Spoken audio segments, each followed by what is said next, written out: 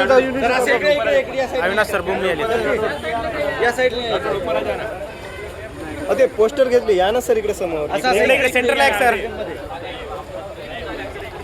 खाली जरा अशोक माईक काढाव की रे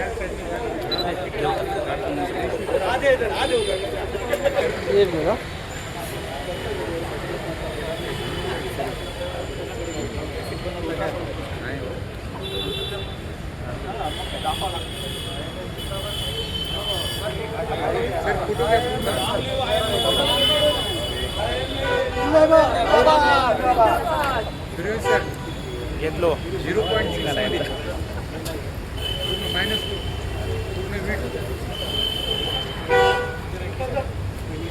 घोषणा द्या जिंदाबाद IMA जिंदाबाद IMA जिंदाबाद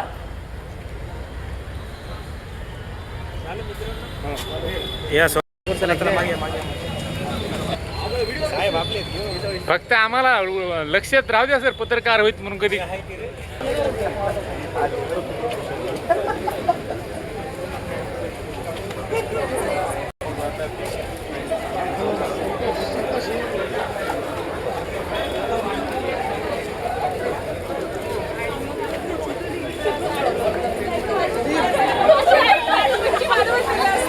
तुम्ही अगोदर का भेटलं नाही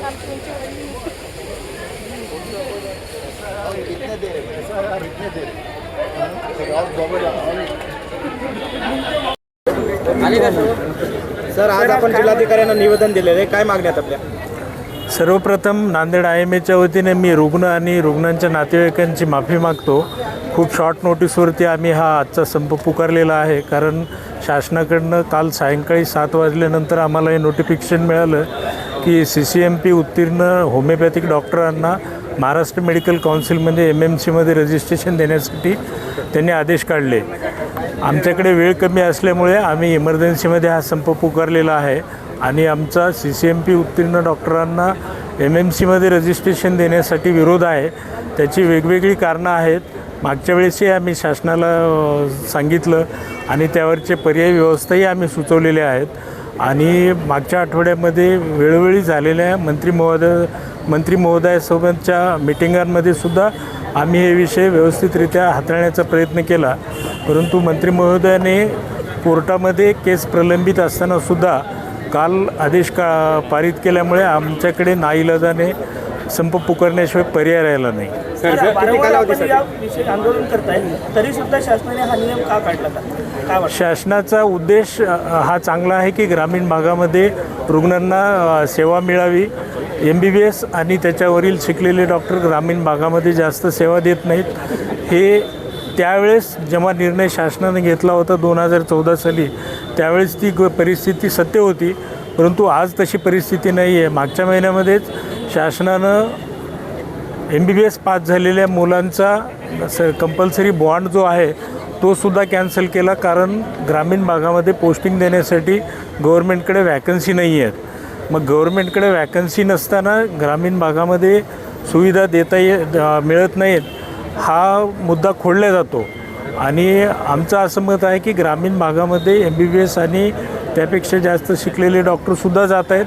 त्यांना व्यवस्थित वातावरण मिळावं, इन्फ्रास्ट्रक्चर मिळावं आणि सध्या तयार आहेत आणि प्रत्येक तालुका पेशला ब्रॉड स्पेशालिटीचे सर्व डॉक्टर उपलब्ध आहेत. सर कालावधीसाठी आपली सेवा बंद असणार आहे. आजचा दिवस हा आमचा टोकन स्ट्राईक आहे. आज सकाळी 6 ते उद्या सकाळी 6 पर्यंत आणि जर शासनानं नोंदणी आज केल्या तर तो इंडिपेंडेंट स्ट्राईक राहील आमचा. जर नोंदणी मिळाली तर याचे भविष्यात रुग्णसेवेवर काय परिणाम होणार आहे? रुग्णसेवेवरती शासनानं हे लक्षात घेतलं पाहिजे की रुग्ण हा डॉक्टरांचा आणि शासनाचा केंद्रबिंदू असला पाहिजे. शासनाची आणि डॉक्टरांची जबाबदारी आहे रुग्णांना दर्जेदार सेवा देणे. त्याकरिता मी ज्या पॅथीमध्ये शिकलो आहे त्या पॅथीमध्ये मी जर एक्सपर्ट असेल तर मी दर्जेदार सेवा रुग्णांना देऊ शकतो. मी होमिओपॅथी शिकलो नाही तर मी होमिओपॅथीची सेवा रुग्णांना देऊ शकणार नाही. तसंच होमिओपॅथी शिकलेल्या डॉक्टरांनी ॲलोपॅथी न शिकता किंवा एक 6 महिन्याचा किंवा 1 वर्षाचा कोर्स जो 2 किंवा 3 आठवड्यामध्ये पूर्ण होतो त्या कोर्सच्या आधारे सखोल ज्ञान प्राप्त न करता रुग्णांचा इलाज करणे ही धोक्याची घंटा आहे. प्रमाणे आपल्याला आता आपल्याला सांगितल्याप्रमाणे आमच्या सगळ्या सिनियर लोकांनी आपल्याला सांगितलं आहे की काय पद्धतीने काल आदेश निघालेत त्याचा विरोध म्हणून त्याच्या प्रखरतेने आज आम्ही हा आमचा मुद्दा मांडण्यासाठी आज कलेक्टर साहेबाजवळ आम्ही आमचं निवेदन दिलं आहे. आणि ह्या निवेदनाचा उद्देश एकच आहे की सामान्य जनतेला ह्याचा हेळसाळ होऊ नये आणि ह्याच्यामध्ये आजच्या घडीला आम्ही कलेक्टर साहेबांसोबत सिव्हिल सर्जनसोबत बसून आम्ही त्यांना सांगण्यात आले की आज आम्ही आमची फक्त OPD आणि त्या पद्धतीने जे काही पेशंट येतील त्यांना आम्ही काही सुविधा देणार नाही, पण इमर्जन्सी सर्व्हिसेस आम्ही आत्ता अजूनही बंद केलेल्या नाही आहेत. कोणत्याही पेशंटची हेळसाळ होऊ देणार नाही. पण जर हा मुद्दा त्यांनी जर असाच जर तात्काळ ठेवला किंवा ह्याच्यावर त्यांनी शासनाने जर प्रॉपरली निर्णय नाही घेतला तर ह्याला आमचा कडक विरोध राहील. आणि त्याच पद्धतीने मी BJP वैद्यकीय आघाडीचा मी प्रमुख असल्याने मी सुद्धा ॲज अ डॉक्टर म्हणून ह्या गोष्टीला विरोध करतो की कोणत्याही पॅथीची प्रॅक्टिस कोणत्याही पॅथीनी करायला हे योग्य नाही, जेणेकरून पेशंटची हेळसाळ होऊ शकते. हा उद्देश आमचा आहे आणि याच्या मुद्द्याला आमचा पूर्ण सपोर्ट आहे.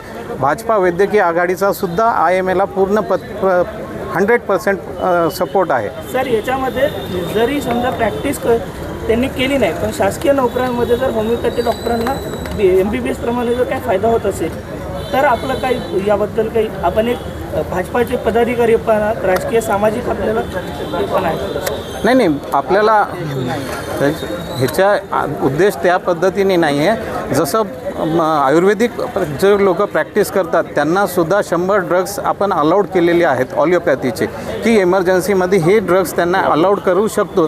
त्याच पद्धतीने आमचंही म्हणणं आहे की तुम्हाला आमच्याही काउन्सिलचं म्हणणं आहे की होमिओपॅथिकला ह्या काही 100 जे ड्रग्स इसेन्शियल आहेत त्यांनासुद्धा ती मान्यता देऊन आम्ही त्याचं जर आमच्या काउन्सिलमधून ते मान्यता घेऊन आमची बैठक करून हे आम्ही सॉर्ट आऊट करू शकतो.